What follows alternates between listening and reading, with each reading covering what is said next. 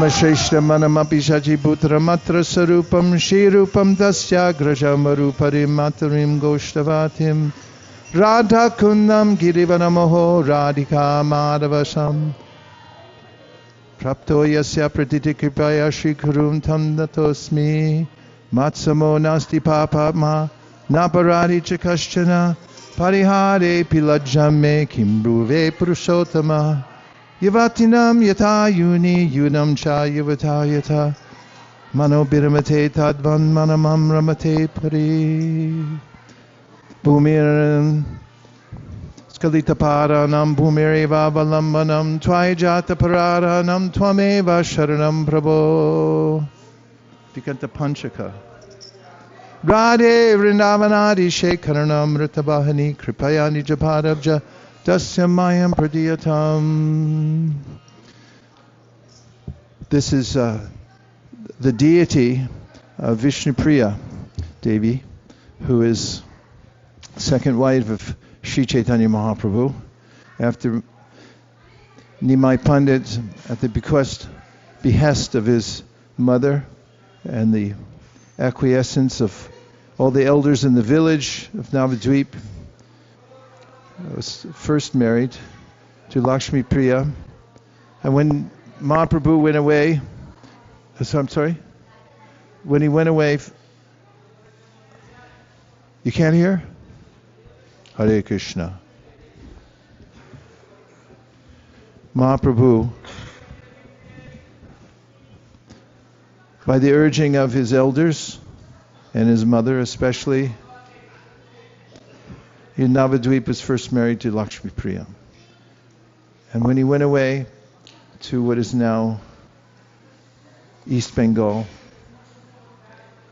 to teach and to accumulate wealth and disciples, as a young man, when he came back, he found that due to separation, his wife had left this world as described by Vrindavandas Thakur, the snake bite of separation. She couldn't bear being away from her Nimai. And then at the urging of his mother, he married a second time to Srimati Vishnupriya. And of course, we know that Mahaprabhu, much to the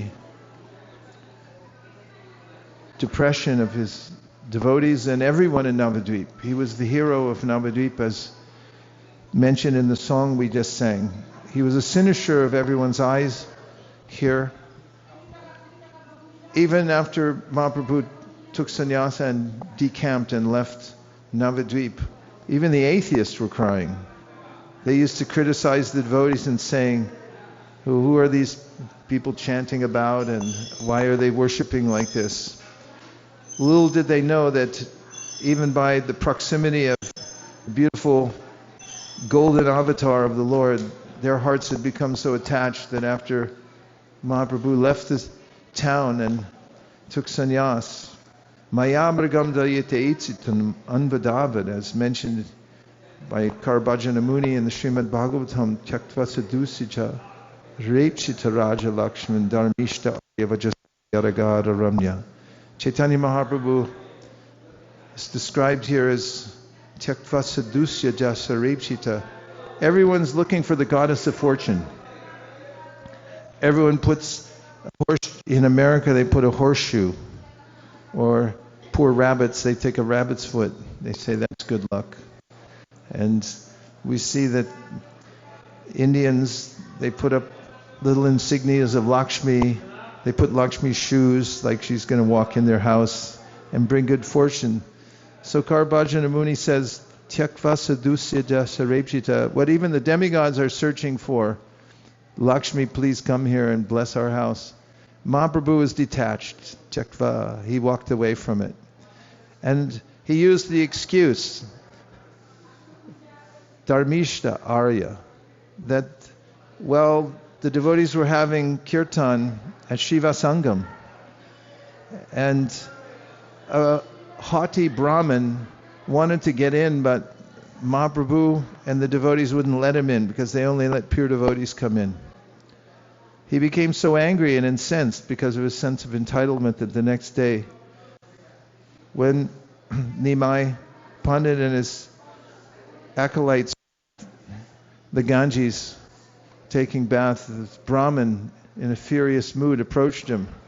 He said, "You'll never enjoy material life," and he broke his Brahmin's thread as a curse. And inside his heart, Nimai Pandit became very joyful. Oh, I'll never have to participate in this material world. Dhāṁeśvar Arya Vaiśeṣika, and he took that, it was a Brahmin spoke this curse, therefore. Karabhajana Muni says he used that as an excuse to renounce the world. But his real purpose is revealed in the third line, Maya Amragam Dayite Ipsitanam Bhadavad. It has two meanings, which he wanted to chase after his beloved Lord, Madan Gopal. And simultaneously, Maya Amragam means he wanted to run after the conditioned souls. He was in a mad state to give Krishna consciousness to everyone, because actually he was mad in love of God, and incidentally, because as he went about his way of pursuing the Lord, the residuals of his madness sprayed out on everyone, and they became Krishna conscious also.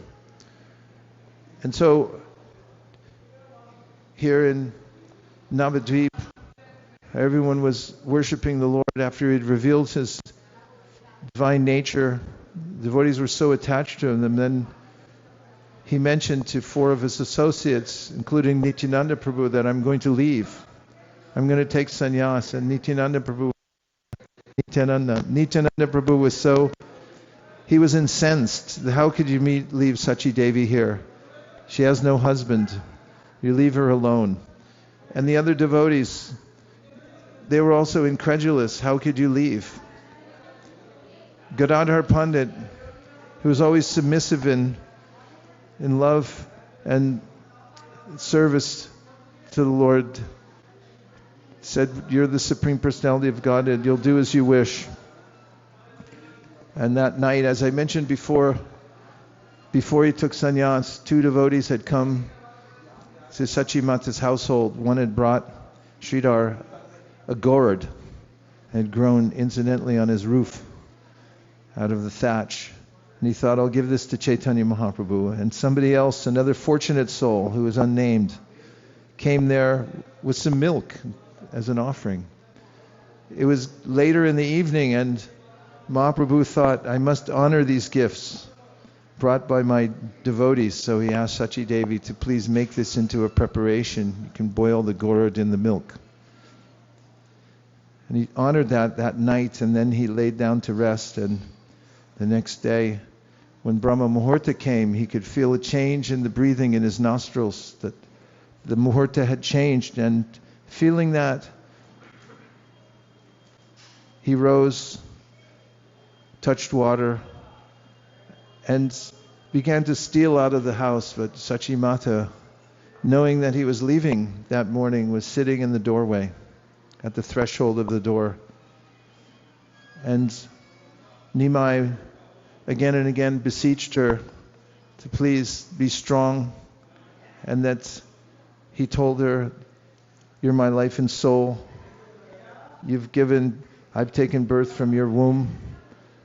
And Mother Sachi was despondent, disconsolate. She couldn't say anything, simply wept.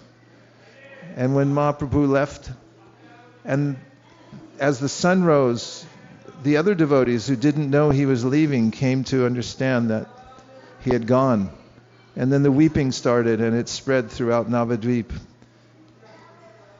Even as those who were inimical, who mocked the devotees, when they realized that the jewel of Navadvip was gone, they also began to lament, oh, how foolish we were to mock Mahaprabhu and his devotees. What to speak of Vishnupriya Devi? She was 16 years old at the time, and she's the eternal goddess of fortune. What is she without her husband, the Supreme Personality of Godhead? So, left alone, Sachi Mata and Vishnupriya, the servant of the house, Ishana, he looked after them. And the devotees, Mahaprabhu arranged for a deity of himself to be made. And this is the deity. He also left his wooden shoes for her to worship. She lived for 80 years in separation. The pathos of the scene that she stayed in always, whenever she went out to worship the Ganges, she'd be covered, just like in the wedding we saw yesterday, the antarpat covering the bride and the bridegroom. She would only look at the lotus feet of the Lord and see his shoes, wouldn't see anything else in the world, wanted to see nothing else. And every day her bhajan was that she'd sit down before this deity, whom she worshipped directly as her husband. Through those 80 years of separation, she had 2 clay pots and some rice in one of them. And she would chant 1 round of japa, and she'd take 1 grain of rice and place it in the empty pot. And by the end of the day, how many of the rounds she would chant, that would be her sustenance. That she would take that little bit of rice mixed with some water, and she survived on that in a life of austere separation from the Lord. This presence of Dhāṁeśvar Mahāprabhu, it invokes the mood of the devotees of Navadvip. They didn't agree with him taking sannyās. The devotees don't like the Lord as a sannyāsī because when one understands the principle of bhoktaram yagatapasam, that the Lord's the soul of our soul. As much as I take trouble to feed myself, and I go to great lengths to make sure that I'm fed, and that I have whatever I need, because I think I'm my body. Imagine when one realizes I'm not this body, I'm the soul, how much one goes to take care of one's soul. But imagine then one realizes Atmanam Akilatmanam, that Krishna is the soul of all souls. He's the soul of my soul. And then one's entire perspective in life changes, that the root cause of all my existence and the soul of my soul is Krishna. And therefore the devotee, Bhoktaram Yakatapasam, wants to feed Krishna, wants to dress Krishna, wants to give Krishna everything. As by giving to Krishna, then we're satisfied. Otherwise, independently, we can't be happy. So all of the devotees here in Navadvip, notice they still worship Caitanya Mahāprabhu as a householder, because they want to give him sense gratification. And even after he took sannyās, the devotees around him, like Jagadananda, they wanted to give him things. They even conspired to make him a bed, because Mahaprabhu was so austere that he would frighten even other sannyāsīs. When they'd hear about his austerity, it's like, whoa. So his devotees, wanting to please his senses, once they worked together to make a little mattress, they pretended like it wasn't. They put together some chaddars. They took some cotton and they put it inside there. And Mahaprabhu, when he saw the bed, he became so indignant. It's like, what do you think I am, a sense enjoyer? I'm not lying on that. And then they changed it a little bit. They took some cotton from the shamuli tree in there and they changed it a little bit, trying to get him to lie down. You lie down on a bed, not on the ground, on the hard ground. It hurts their heart to see the Lord like that. But to speak of Jagadananda, he brought some oil in a clay pot. He gave it to Govinda, the servant of the Lord. He was taking care of the Lord's body. Although he is a god brother, his spiritual master Ishwar Puri had ordered him to come and take care of Sri Caitanya Mahāprabhu, all his needs, and attend to him always. And he had not wanted to do that. And Mahaprabhu at first didn't want to accept Govinda because he thought, how can I take worship from a god brother? So he took the counsel of Sarvabhauma Bhattacharya, who remembered Renuka and how her husband and their son, Parashuram, had taken the order of his father, said, kill your mother. And he said, yes, but the benediction he knew he'd get, that bring her back to life. Sarvabhauma quoted that and said that the order of the spiritual master is very strong, and the order of the father is strong, so you have to take Ishvara Puri's admonition that you have to worship Caitanya Mahāprabhu. So Mahāprabhu accepted him, and when anyone would bring something for Mahāprabhu, they give it to Govinda and they say, give it to Caitanya Mahāprabhu.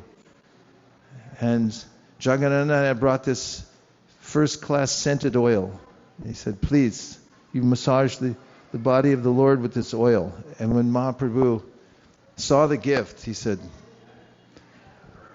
if people smell that on me, they'll think I'm a Dari sannyāsī, which means one of those sahajas who pretends to be a renunciate, but actually is a worldly enjoyer.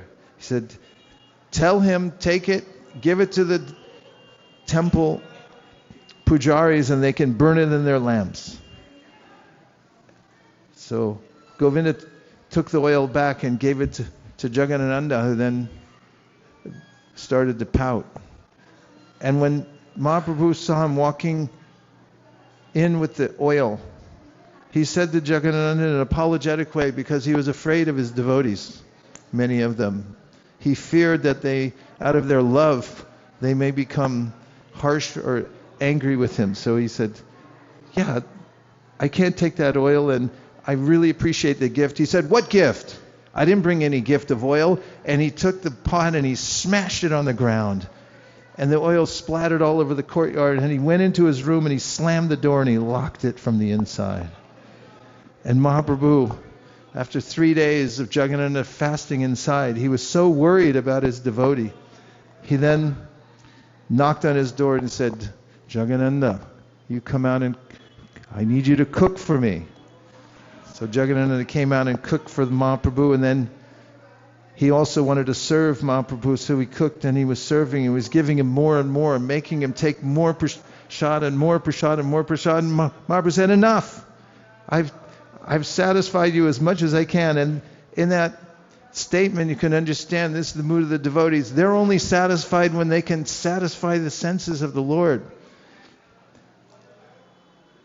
So Mahaprabhu, as he walked off, he said, make sure, told Govinda and the others, make sure he takes prasadam, make sure he eats. This is the relationship with the Lord and his devotees. The Lord's always trying to satisfy his devotees, and the devotees are always trying to satisfy the Lord, and there's a competition going on constantly in that way. And so, when Caitanya Mahāprabhu took sannyās and left this place, some of the devotees decamped. They went elsewhere. They said, what's the use? It's dead. Everything's gone. And we see now even dress Mahaprabhu up with all kinds of fancy clothes and bring him all kinds of things. Nobody worships him as a sannyāsī. And especially here, the devotees come from Navadvip, and you can watch how he's a village deity. Everyone just walks in. There's no pomp and circumstance. It's not like going to see Vēṅkaṭēśvara in Tirupati. I went there, the last time I was there, the devotees reminded me, they said, don't stay long, because you got to walk through fast and be very reverent when you go in. So I was very careful. I walked up, got to the end of the line after an hour. I walked in, I was just about to turn the corner, and the Pujari grabbed me from behind and he turned me back around again. He said, see God. And I said, I'm seeing him. And I thought maybe this is enough. So I started to leave again. He pulled me back again. And see God. And I finally walked out. But here, we were here a few years ago, and there was a woman in the afternoon when it wasn't very crowded. She was down on this level, and she was just talking to Dhāṁeśvara. And we asked, what's she saying? And one of the devotees who knew Bengali was saying, she's asking him why he's not wearing his hair today. This is a village temple. They come in and he's one of ours. He's our hometown hero. They don't see God, they see this is Mahaprabhu, he's our hero. And it's a similar mood in Vrindavan. You see in Govardhan the mode of worship, which Mahaprabhu told us not to imitate. But he said some devotees, they have a GYR Shila. And then they have these very intricate offering mantras for Govardhan. They'll bring in some sweet made with gur. They put it on a plate. They put the plate down in front and they'll say, eat, lala, eat. That's their mantra. And then this is a spontaneous mood of serving the Lord that devotees who are intimately connected with Him perform.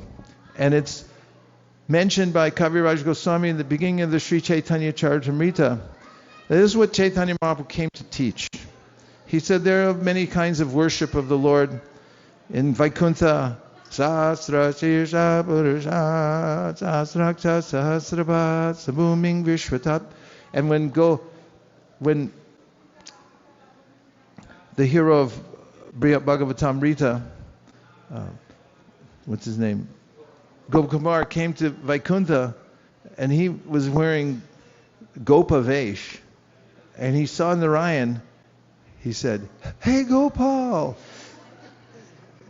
And people around him looked and grabbed him and said, "What are you doing? We don't do that here. This is an offense." And at the beginning of Caitanya Charitamrita, Kaviraj Goswami says, now this is what Caitanya Mahāprabhu came to teach, that there's this reverent love of God, where devotees, itam satam brahma sukhanubhutyam dasyam gatanam paradaivatenam mayashitanam naradarakanam sakavracharu kritapunya punjaha sakambrajaru kritapunya punjaha. This is mentioned by Shukadeva Goswami in the story of Aghasura. He said that some people, they worship Brahman. And other people, they worship the Lord in Vaikuntha with great awe and reverence. And then there are others that are just in Maya. Mayashitanam naradara. They just think, who is this guy? He's an ordinary person. But the most fortunate, the residents of Vrindavan and Navadvip, they are playing with the Lord in their Leela. And here in the case, they're playing like cowherd boys in Vrindavan. So he says, does Kaviraj Goswami, that the Lord relishes more the chastisement of His intimate devotees than He does the reverent hymns of the Vedas. So you can take this mood away from here of the hometown hero, Nimai Pandit, Dhāṁeśvara, it's the ruler of the Dham, and people feel satisfied that he's standing here, and so do we. And it's a place where we can come and pray to the Lord to take this mission of Sri Caitanya Mahāprabhu all over the world, to spread this natural mode of bhakti to the hearts of people in the harsh cities and the environments where people have completely lost their way. And now we just have a few minutes before we go. I'm looking for any indication. Yes. We have 5 minutes to sing one song. Should be a song that glorifies Sri Caitanya Mahāprabhu and enlivens the inhabitants of Navadvip. We're taking requests.